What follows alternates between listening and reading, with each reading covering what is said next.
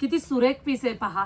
तुम्ही म्हणता ना की पटोला दे पटोला दे, पटोलाच नेहमी असं रॉ सिल्क मध्ये प्रीमियम क्वालिटीमध्ये येतो, पण पटोला सिंथेटिक मध्ये आला तर आपल्याला सहज ती साडी नेसता येईल.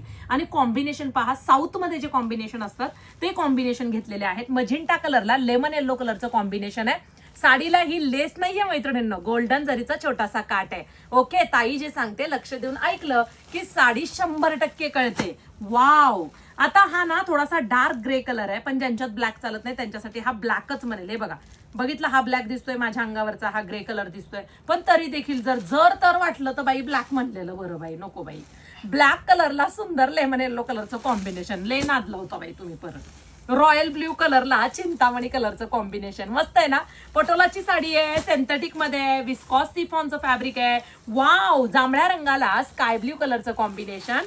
आई ग, हा रंग बघा किती सुंदर आहे. पिस्ता कलर आहे, थोडा डार्क पिस्ता आहे आणि त्याला पिंक कलरचं कॉम्बिनेशन आहे. जर तुम्हाला पॅरेट ग्रीन म्हणायचं असेल तर लाईट पॅरेट ग्रीन म्हणू शकता.